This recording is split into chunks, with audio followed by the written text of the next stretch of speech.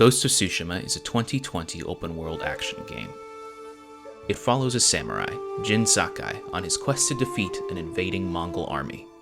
His enemies prove too overwhelming for traditional warfare, and Jin is forced to abandon his codes and take up guerrilla tactics as the Ghost.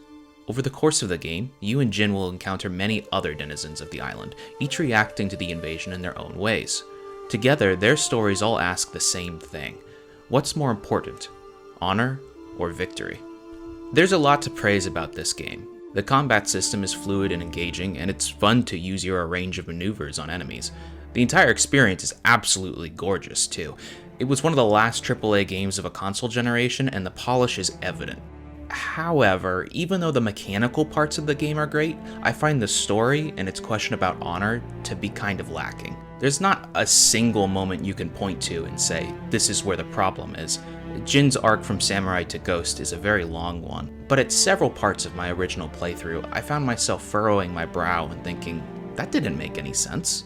Ghost of Tsushima appears to be a game about a character's descent down a dark path, but it fails to follow through on that hook. Why? Well, let's start at the top.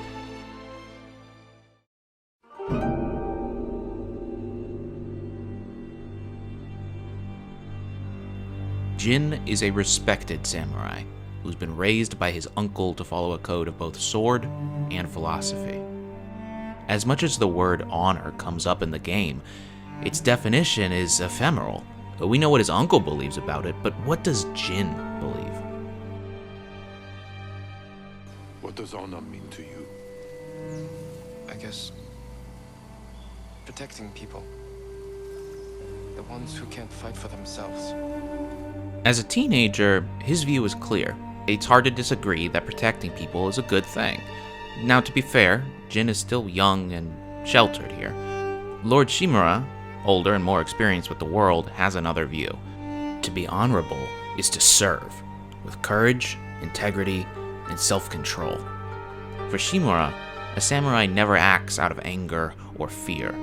You look your opponent in the eye and take their life with honor. This is the philosophy Jin begins the game with.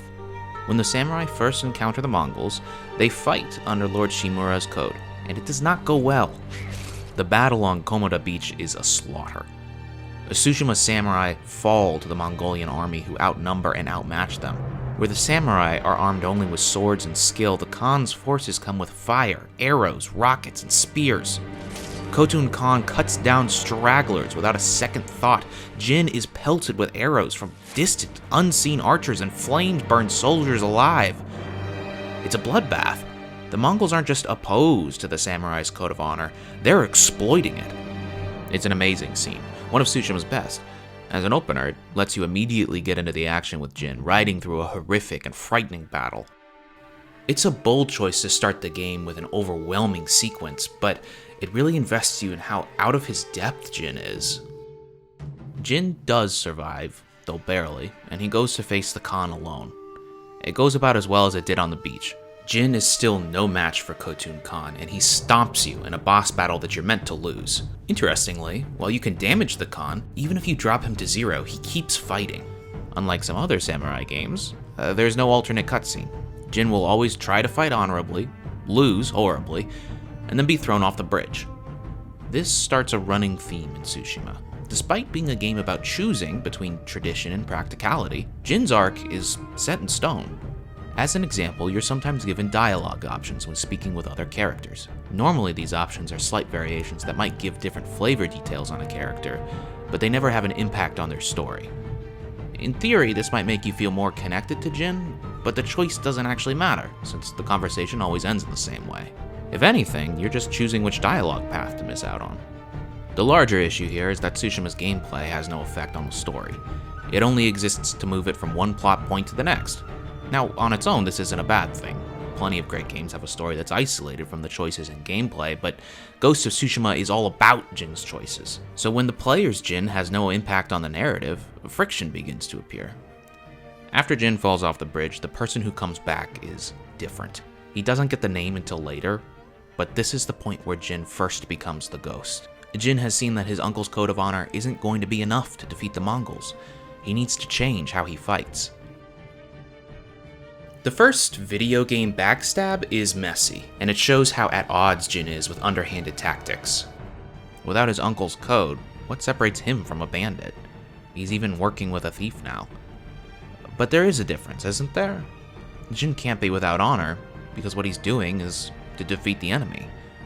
To protect the weak, right? The Mongols took his home, and they're too strong to defeat with his old code. The only way to fight back is from the shadows. Except, this isn't totally true. This is where that friction between narrative and gameplay shows itself. In free play, enemy camps have little requirements about stealth, as long as you kill everyone. In the classic open world gameplay loop, how you go about this is up to you. You have plenty of tricks for sneaking in quietly, assassinating the guards, and taking over the camp one stealth kill at a time. Or you could go loud and face every foe at once. In theory, it should be easier to stealth through, but that's not always the case in practice. You can call a showdown with the strongest enemy in the group, killing them right off the bat, and then all the other foes graciously line up and attack in sequence. As long as you time your button presses, you can instant kill half a group of enemies right away. I actually loved this because I hate stealth in games that aren't explicitly stealth games. The loud strategy worked best for me. This strategic freedom is condensed when you enter a story mission.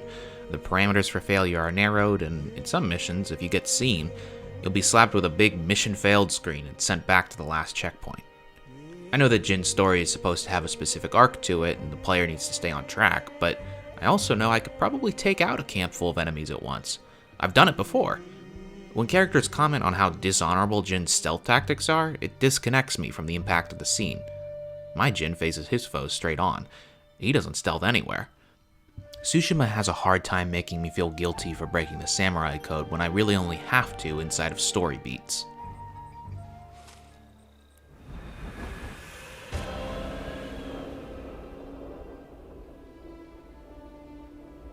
The clash between narrative and gameplay is only one part of the bigger issue. It does feel strange when Shimura calls Jin dishonorable after I follow his code as close as I can, but when I look at the difference between ghost and samurai tactics, I begin to wonder, is Shimura's way actually better at all? Well, for one thing, the game makes it clear that Jin wouldn't have been able to defeat the Mongols without sacrificing his code. It's only by fully embracing the ghost that Jin can end the Khan's invasion. Shimura's code has some other problems too. Sure, he might look you in the eye when he kills you, but I have to wonder, who is it that needs to be killed on Tsushima Island? The Mongols make this question easy. They're an othered invading force. There are enemies who would end your life and destroy your home without a second thought. But Shimura was the lord of the island for quite some time before the Mongols arrived. How did he deal with problems then?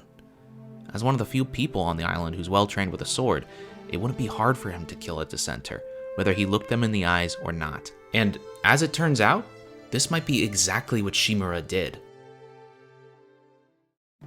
Some 20 years before the Mongol invasion, the island of Tsushima faced violence from a very different source, the Yarikawa Rebellion.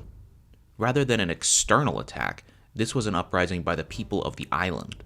The samurai of Clan Yarikawa, skilled warriors who were loved by their people, rebelled against Clan Shimura, attempting to take power in Tsushima. Ultimately, the rebellion was beaten back, though Lord Shimura's father and brother were killed. Jin's own father proved to be an essential ally to the Shimura clan. In the time of the invasion, there are still some who hold resentment for what was done during the rebellion. It makes uniting the island against the Mongols difficult for Jin. But even so, Shimura still believes unification is necessary, despite the bad blood. The Mongols are a greater threat than old enemies. That's the extent of what we're told about the rebellion. There's a lot that isn't said here. I have some questions for sure. What were the motives behind Yarikawa's want for power? Was it just a desire for control, or was it something greater, an outcry against tyranny? What made the samurai of Yarikawa so beloved by their people that they would fight against the Jito of the island? Why do they still harbor such animosity 20 years after their defeat? Even with his code of honor, it seems that Lord Shimura made more enemies than friends in the rebellion years. Should we trust Shimura's feelings about Yarikawa? Maybe there's a good reason why they aren't helping Shimura. If the samurai of Yarikawa really did have tyranny to fight against, then his beliefs become less than trustworthy. Shimura's actions aren't always trustworthy either. Jin's friend Yuna gets no respect from Shimura for being a thief, even though she's also a crucial ally.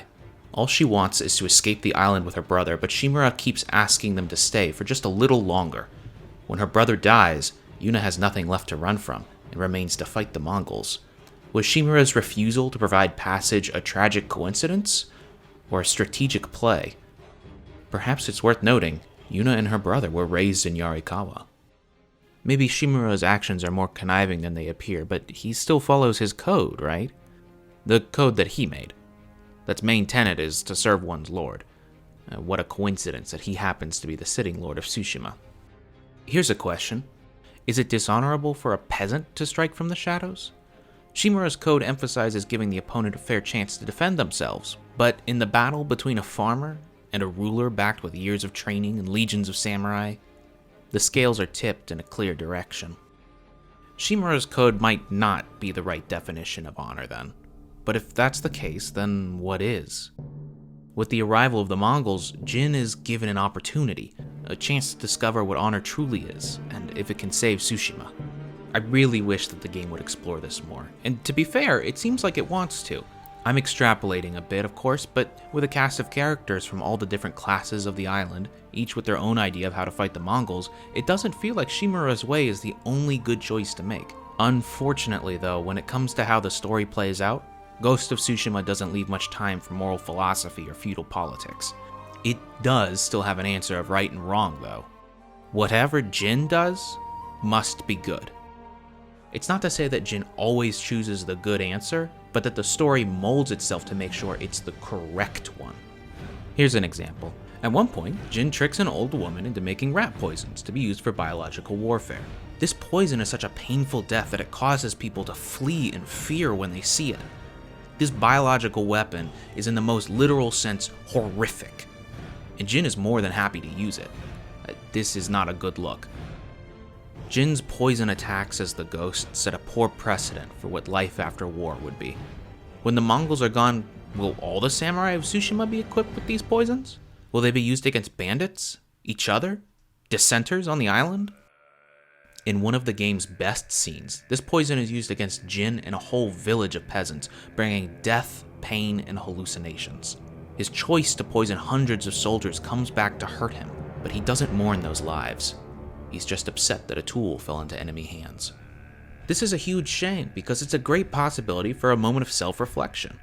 If the game really wanted to focus on Jin's struggle between samurai and ghost, it could show us how he regrets using the poison as he realizes how evil it was to use in the first place. Or maybe he recognizes it's terrible but still believes it's the only way to take back the island. Better yet, make it a meaningful choice. Let the player decide whether to keep carrying these darts. Maybe you lose a weapon, but you keep some personal form of honor. Or maybe you really do think it's necessary. That's up to the player, not the narrative. Instead of any of that, though, the game ignores the ethical questioning. It tells us that Jin's use of the poison was just. It's only a problem when the Mongols get their hands on it.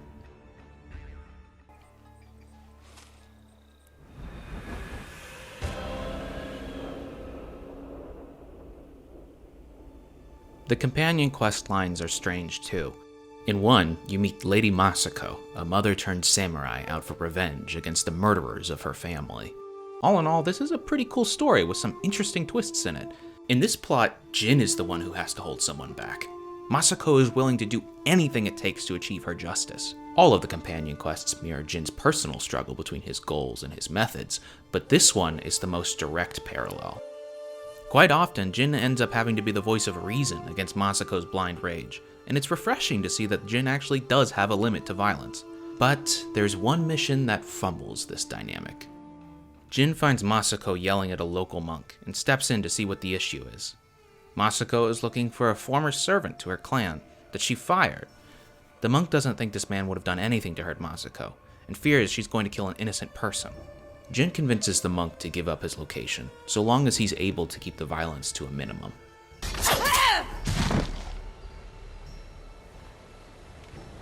I couldn't stand to hear another word. He does a very bad job of that. The monk was right. Masako is out for blood, and Jin helped lead her to him.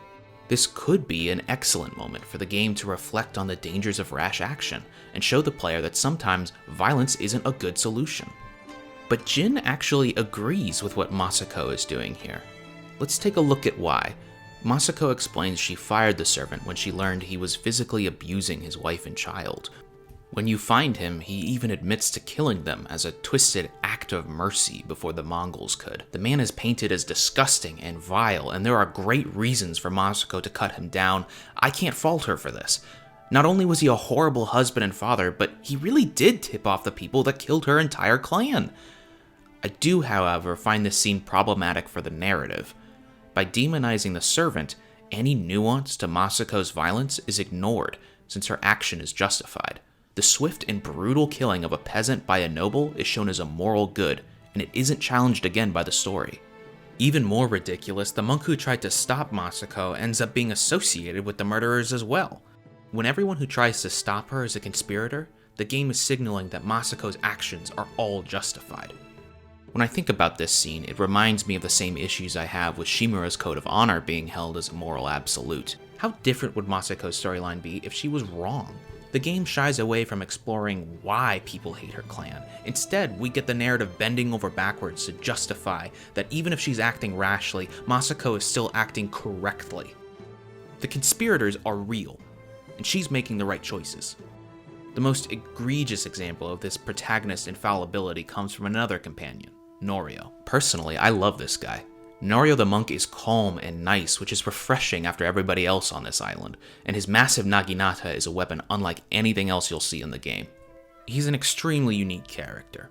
You first meet him around the midpoint of the game, saving him from a Mongol prison. It's clear that he and his fellow monks have gone through hell, but his spirit remains light. He fights, but he doesn't lose himself to his anger. This makes a great contrast to Jin, as Norio refuses to change who he is to win the war. Norio's plotline is about reclaiming his monastery from the Mongols and saving his fellow monks. This goal comes at a price, though. He finds his brother mutilated and dying. The Mongols have tortured him to the breaking point, and Norio's brother doesn't make it. It's a pretty intense scene, and Norio does not come out of it for the better. This is where things turn for him. For the final part of his story, the monk is out for revenge. Jin is obviously put off by Norio's new attitude. Norio was the one companion who had managed to succeed against the Mongols while keeping his values. If they can even break the monk, then what hope does the ghost have?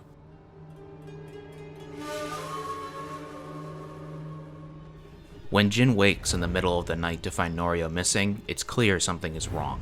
As you gallop across a field and see a Mongol fort in flames, the music swells with horror. Monks flee the scene and call for your help. Norio has gone mad, and to Jin, the fort must look all too familiar.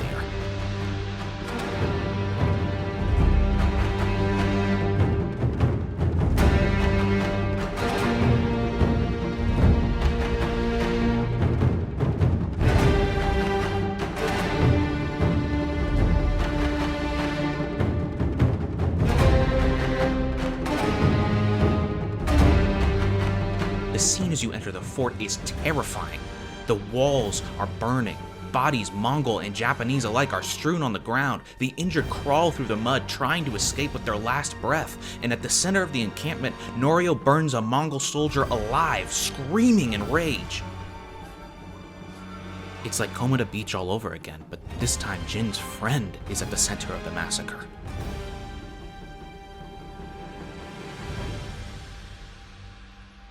When he finally calms down, Norio says he doesn't plan on going back to the temple.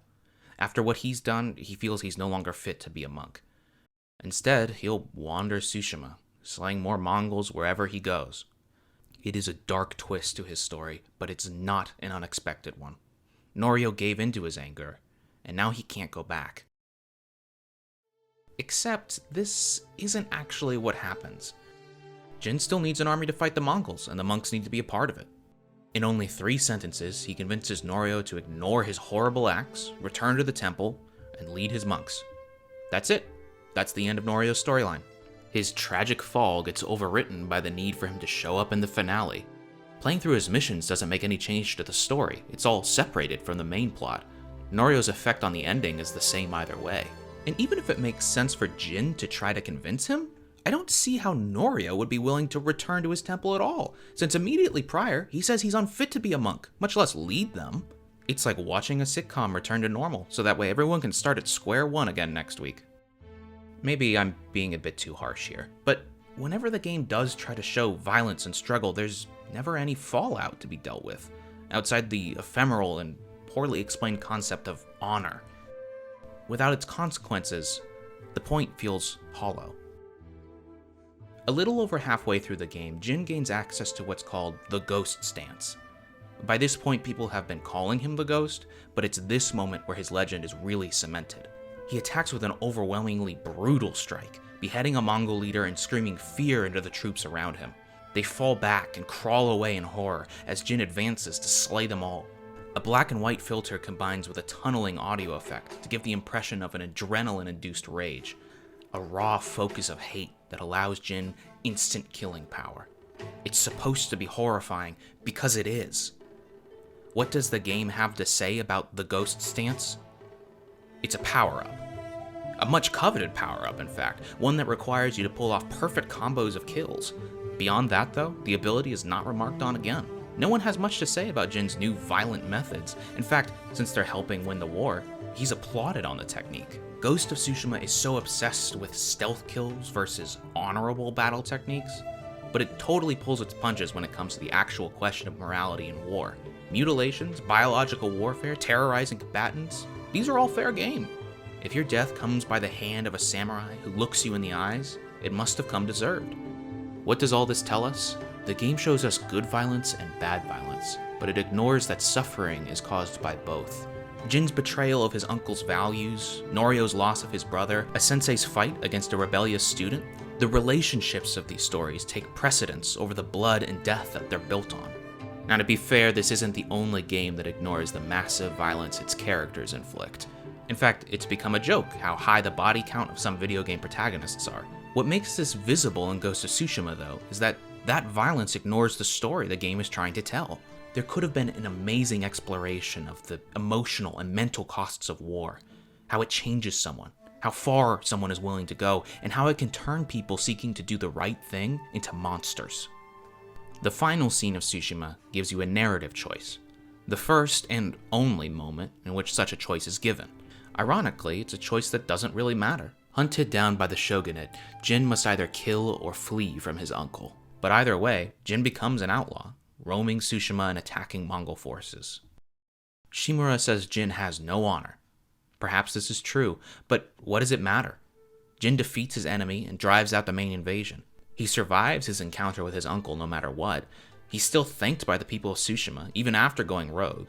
The death, the poisons, the horrific attacks, all of which still continue past the game's ending, they have no true consequence for Jin.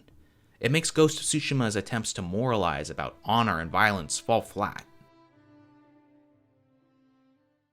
After Jin's encounter with his uncle, a short cutscene plays that shows he's now hiding out in the wilderness. Yuna says his new home suits him, and I agree. For all the hours you spend in the game, you only visit Jin's family home twice, if you count the flashbacks. Throughout the playthrough, Jin's home has always been the wilderness of Tsushima. There's very little change to Jin's position from the beginning of the story. Yes, he's got new gear and techniques, but other than that, what's different? He still has no family, no possessions. Even the Mongols are still on the island, despite defeating Khotun Khan. In the end, Jin's descent from samurai to ghost has had little consequence. It feels like the game is afraid to punish its protagonist's actions. I can understand why. You could turn off a player from continuing if you're too harsh, but because of that gentle hand, the narrative arc lacks depth. Ghost of Tsushima doesn't want to break the power fantasy by exposing issues of warfare, and maybe that would be alright, but as the game reminds us that Jin is going down a dishonorable path, it calls attention to its own refusal to enact consequences on such a path. What does Tsushima want to be then? A morally gray story or an action-filled samurai game? I don't know, but it lands somewhere in between. To answer the game's question about sacrificing honor for victory, why not? In a game without losing, what good is honor anyway?